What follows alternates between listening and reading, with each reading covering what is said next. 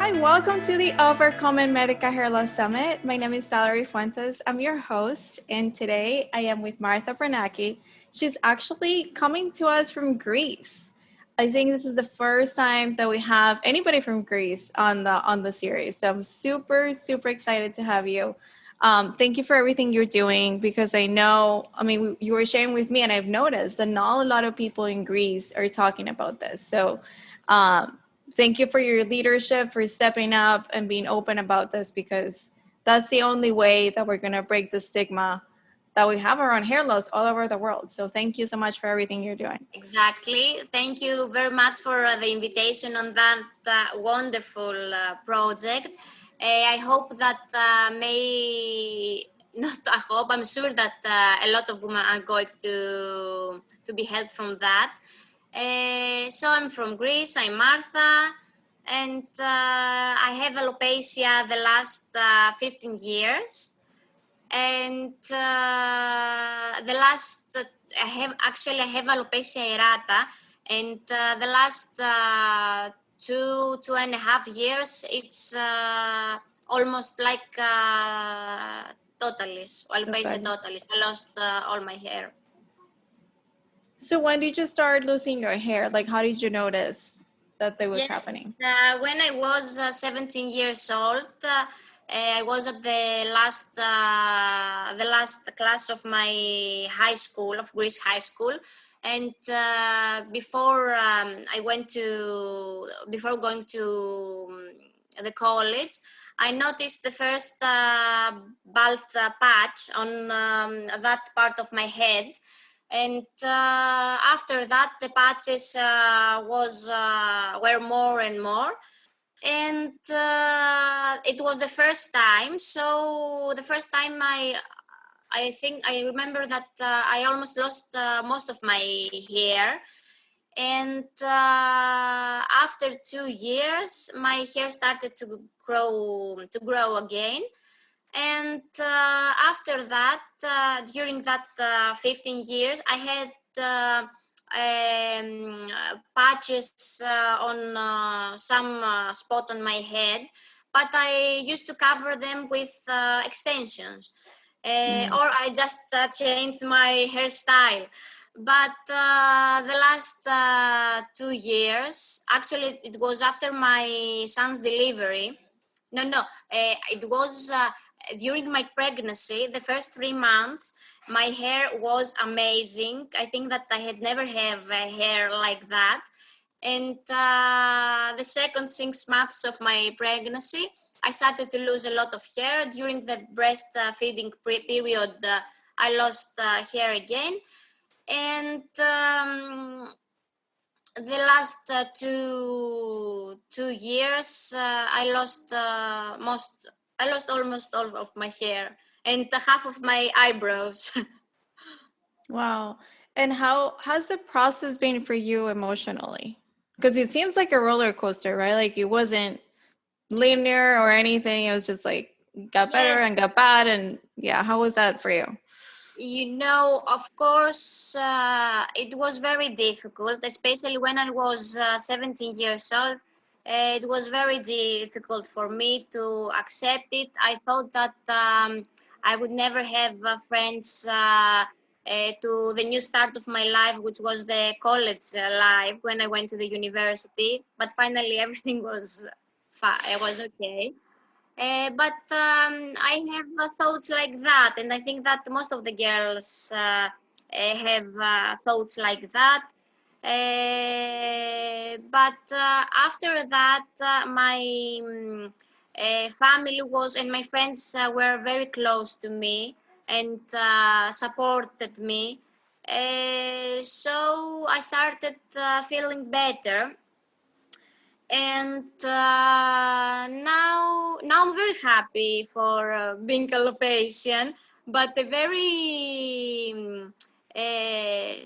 station in my life was that my nephew, the son of my brother, now he's 4 years old, he has also alopecia, And when I started to talk with my brother about that issue, because of course he was very sad. The kid was 1.5 when they noticed the first bald patch. I found out that I told him some things that I wanted to hear from someone. I tried to make him feel better, but actually, these are words that I wanted to say to myself. Mm. And tell you the truth, my nephew was the one very important reason that I started that page on Instagram, because I want here in Greece to be easier for him. How do you like? Because what you're saying, what you're sharing this is because you're thinking it runs in your family, right? Yes. So for your son, for instance, what are you gonna say to him? You know, as he grows up, gets older, Nothing, because for him, I think it's very normal. Like right?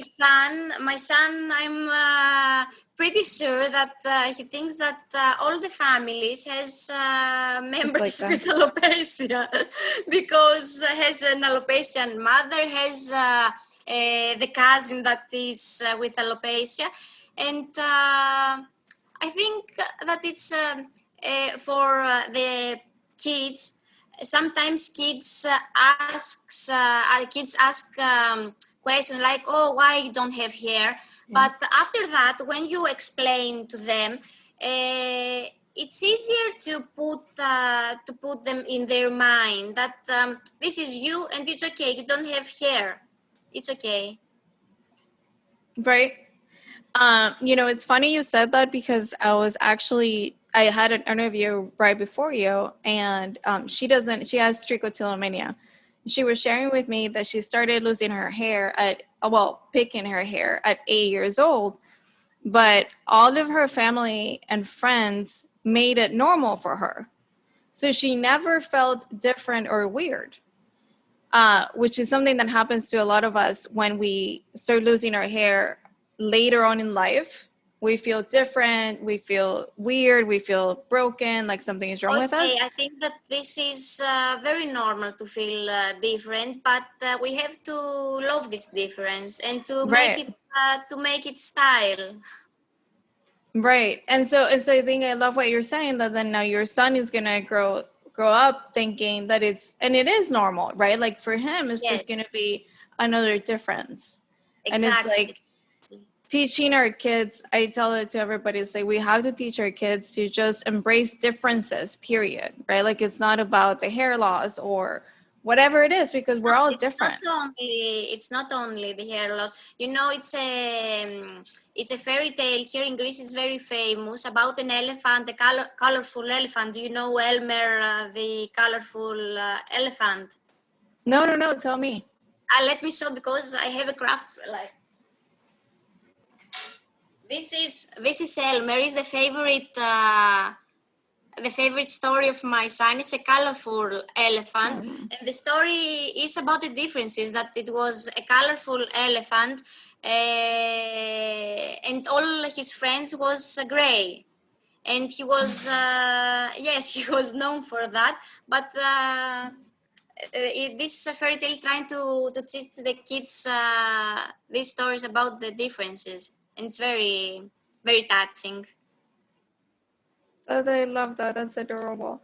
So tell me about the account. So you started the account in December, right? And what was Yes. it like for you to start speaking about this openly? Hey, at first, when I opened the account, the truth is that I felt a little bit strange. I didn't knew if it was good or not. And to tell you the truth, when I opened the account, I had never told anyone that there is that account for 2 or 3 weeks. And after that, I told my brother, my friends that, look, I opened that page on Instagram. And I wanted to share all the questions that the girls have about the wigs. and to make them feel nice in a week, or wearing headscarves. I want to show ways how we can tie our headscarves. I like very much the wig styling to make the wig looks natural, and to share some thoughts that I have about my alopecia journey.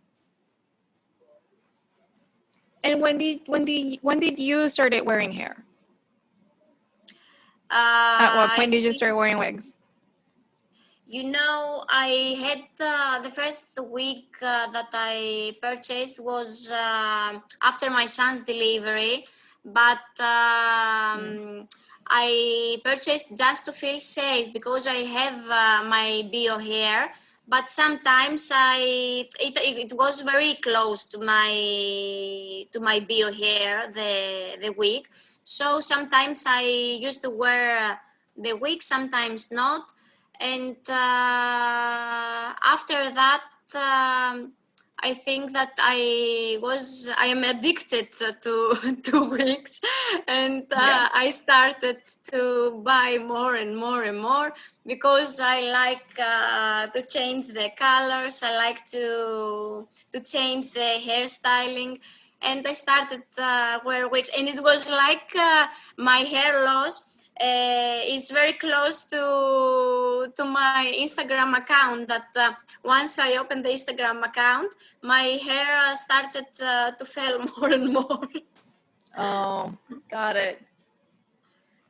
No, I But hear you. That so I had a hair system which was like semi-permanent for like 5 years, and just recently this year I started wearing getting wigs and toppers. And you're right. Like once you start, you can't stop. yes, I've yes, had one thing for years, and the moment I got multiple, I just want more and more and more. But it's just yeah, because it's fun. It becomes like your almost like your own fashion statement, right? Like you combine it with your clothes and like how you're exactly. feeling and the weather, and it's Yes, exactly. And when I bought my first wig, I was so stressed that after 2 weeks, I ordered a second one, the same wig, the same style, just to feel safe that if something happened to no the first wig, to have something to change. backup. Yes, a backup, exactly. But it is the only wig that I have it twice. My first Oh. week. And so how do you feel right now about your hair loss? Like, are you trying to regrow your hair? Are you doing No, no, treatment? Are no, you no, done no, no, with it? no, no. I don't want not even a candy. If someone tell me take this candy and your hair will be back, I would say no. I'm full of treatments, full of Yeah. doctors, full of people that tell me. Of course, they want me to make something good for me. When someone tell me I have a good doctor, a good dermatologist, you have to go, I said no, thank you. I don't want it. Mhm. And Right. because I always remember myself to be in a treatment, and with sprays, with some vitamins, with a lot of things, with creams with anthralin that makes your skin red. But I'm full of that. I don't want anything, and I'm okay because you know that these treatments made me more stressed because Mm, I had the hope that right. yes, a hope of regrowth. And when I saw that there was no result on me, I felt much more depressed than the previous time. And you know that every time I was in a treatment, I searched for the another treatment. And I searched, but there wasn't the result. So now I'm okay. I'm really very happy. I feel 100% happy with myself. I feel that I totally love myself in that way. If I want to have hair, I wear my wigs. If I don't, for example, if I'm on holidays, like previous the previous week, I was in holidays. I was wig free. I wear hats. I wear headscarves. It depends on my mood, on my outfit, and I'm really good. And I feel blessed for that because, as I had told you, I met a lot of people that we have the same story, and I feel blessed for that. That how people can That's awesome. yes, how people can come very close to each other for a common Mhm. problem, and to have something common to discuss, to take courage one to or with the one people to another. It's very important for me. Totally. So that's what I was going to ask you. What is it like in Greece as far as What hair is loss, right? what Because is? here in the States, like, what is it like? Like, are women open about it? Is it taboo? Is it a secret? Is It's it like looked down upon? Like, what is it like in Greece? Yes, of course, it's both hair loss and wigs are taboo, are secret. You know that when I purchased my first wig was from a store here in Thessaloniki, and I felt like a little thief that I have to go into the shop to choose very quick the wig, and after that to go outside. And of course, it's a very big taboo, and this is also what I want to this another one target for my page, that I want to break that taboo about the wigs. Of Hmm. course, it's most of the people don't say that wear wigs, but it's okay for me. If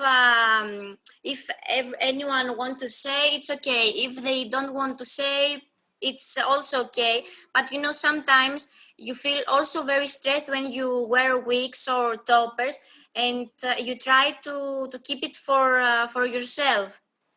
It's very difficult. It's like you have two problems. Yeah. The one problem is the hair loss, and the second problem Yeah. is to keep it just for you. Yeah. Yeah. And for me was because I like, if people will give me a compliment and they'll say like, "Val, your hair looks great." I had a really difficult time just saying thank you. And I Exactly. wanted to explain and just be like, "Oh, it's extensions. Oh, it's a wig. Oh." Now, thank God, I'm over it and I just say thank you. But at the beginning, I feel it's really hard for us to accept that it's our hair, even though it's our hair, because we paid for it, we own it, it's in our head, right? Like, it's an extension of us. But it's really hard for Exactly. a lot of women to own it. Yeah, I totally get it. So, Exactly. have you met? You were saying that now you have met a lot of women in Greece. So, like, are you guys meeting up online? Have you been able to meet in person? Like, Some of them we have met face to face. With some of them we just talk online. But you know that I feel them like they are that like they I know them for years, and are really my friends. yeah, that is so true. I think that the bond that we share is it's something that anybody can explain. You can't explain it. It's so Exactly. awesome. So where do you, Exactly. because we were talking about earlier, you were saying that you want to break the stigma and, really create a movement too. So where do you see this going? Like, what do you want to do in Greece? Like, for instance, like, what do you want to do? Because what I love about this and this project is like empowering women to speak about it, to, being open even with their families, like with their friends, with their coworkers. I feel like the more we talk about it, uh, that's how we're going to get things to change. So what do you want to do personally? I want to find more and more people with the same problem, and to help them to come out, or if they don't want to come out, just to share their story with all of us, all the alopecian Mm-hmm. people, because they have to feel better. They have to. And I also want to say that most of the people, most of the girls, and this was for my nephew, the parents of my nephew, my brother, Mm. and my sister-in-law, that they always said, when the hair will regrow, when the hair will regrow, like the only thing they want to think, it has to do with the regrowth. And I want to explain them that this is not the focus, this is not the target. They have to understand with what is alopecia. They have to understand that may the hair will never regrow, and it's better to disappear to depressed once than to depressed 10 and 100 times. Right.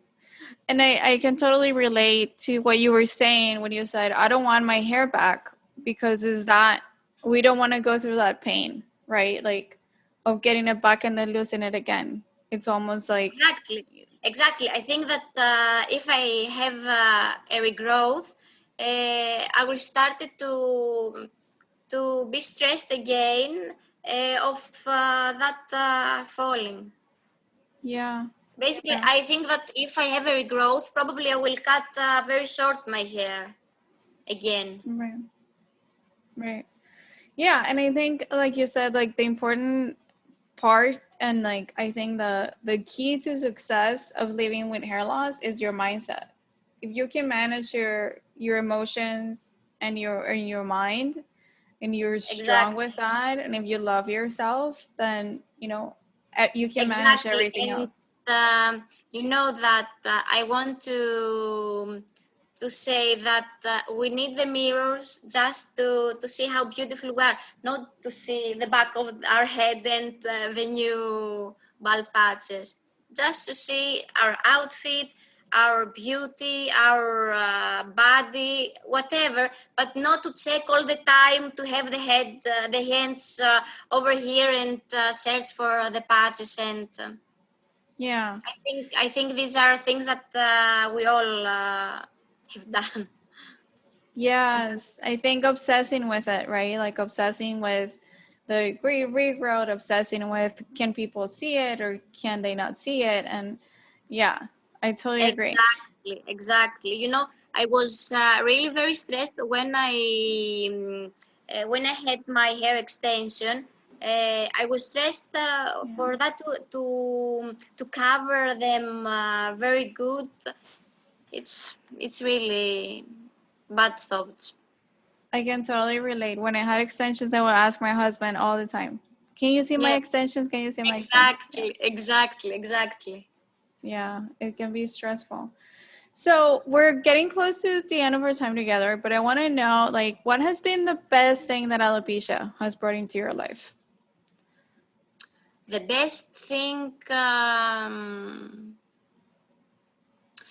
I think the new people that I have in my life, that otherwise I would never met them, because are really very nice and good guy here in Greece, because I talk with people all over the world, but especially here in Greece, because I think that we help very much each other. This is the best thing, Yes. that I understand that I can help people, and people can help me uh, with nothing special, just to have a nice discussion, not only for our hair, for whatever. Right. Absolutely. So thank you so much for sharing your story. Your Thank you for the invitation. Thank you very much. and I think that it will have a great success. And I hope more and more people to do things like that. Absolutely. And I hope the I think community. that we have to thank you for all of this. No, you're so welcome. Honestly, it's my honor. And I love finding people all over the world and knowing that you're growing your community in Greece just, like warms my heart because I want that everywhere. I feel like we have to have a community everywhere in the world in every single country. Exactly, exactly. This amazing. This amazing Yeah. feeling. Yeah, that is definitely my mission, and I would like to take this all over the world. Like if I don't know how I'm gonna manage, but at some point, like we have to start bringing in people to speak different languages and everything. Maybe we can get And translators or something like. the different accent that we have in English. Yeah. So I actually started doing things in Spanish because I also speak Spanish. And it has been amazing to be able Mm, to connect with my community. And yeah, so yeah, I would love for this kind of work to be everywhere. That's definitely my goal. yes, yes, it's wonderful. All right. Well, thank you, Martha, so much. Thank you, I could thank you. hear your son. Say hi to your son. And I send you a big hug, and we'll talk to you soon.